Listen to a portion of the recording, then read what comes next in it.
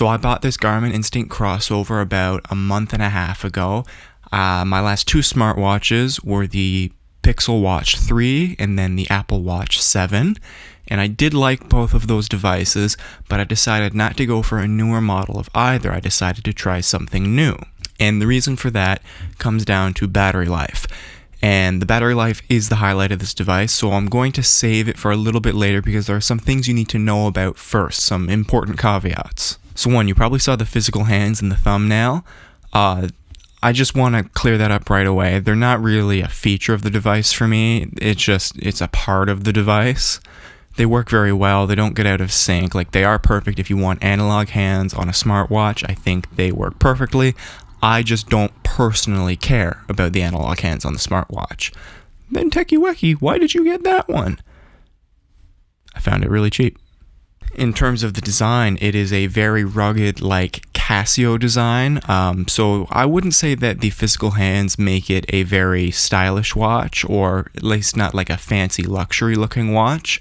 Not like the Phoenix series, I think looks nicer, but more of a Casio looking like a rugged watch style. And as part of that design is the screen, which is one of those like reflective type screens. So the more sunlight there is, the better you can see it. It does also have a light to shine over top of it in the dark, and that light works very well. And in addition to all of that, the hands and the dials have that, classic glow in the dark watch feature. That works very well too.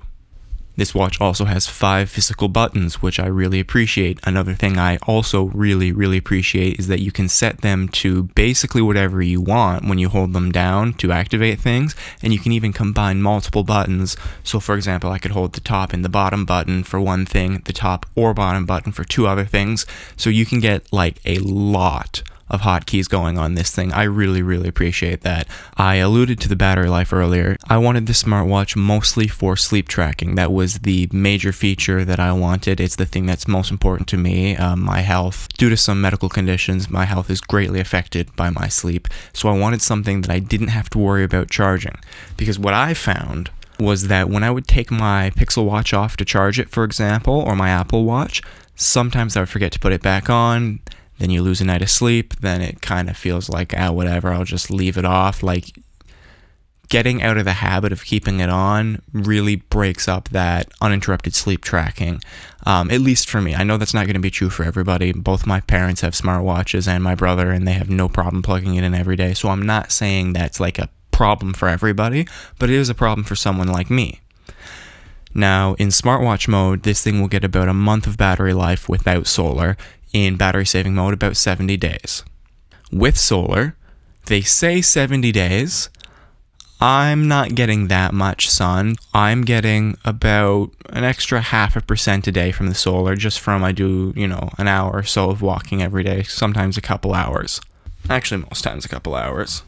But for me, the solar panel almost serves a different purpose than extending the battery life. For me, it acts as a sort of safety net. So when you do flick it into that power saver mode, and it lasts the 70 days, you're using about 1.4% of battery a day.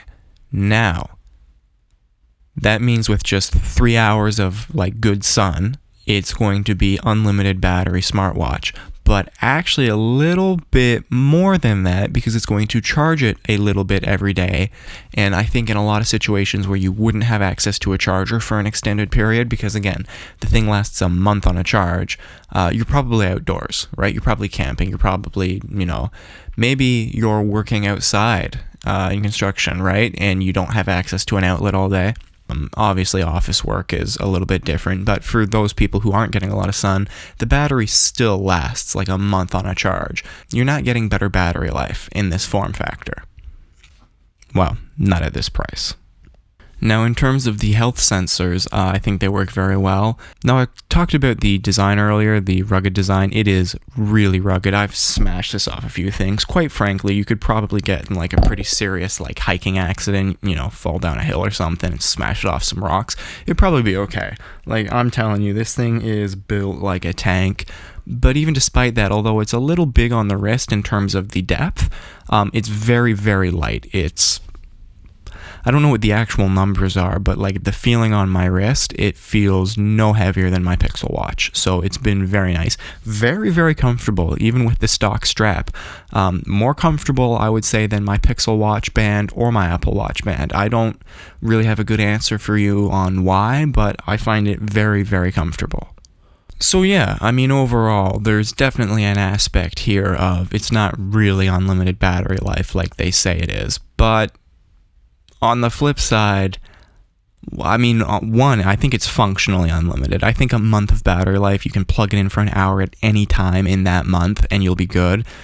I think that's functionally unlimited from a user experience standpoint. You're never going to be in a position where you're like, oh, fuck, my watch is dead. I can't go out. Like, you have, for like 30 days straight, you would have to have no time to plug it in. And then with the solar power, I think it's such a good safety net that if you're leaving the house and you've got 3%, which by the way is enough to get you through the day on regular smartwatch mode, like 3% is enough for a full day. But you just flick it into low power saving mode, you go out, you're doing whatever for the day. By the time you get home, it's probably going to be up a percentage. As always, just want to thank everybody who commented on the last videos, and Oliver, as always, is the GOAT, and see you in the next one.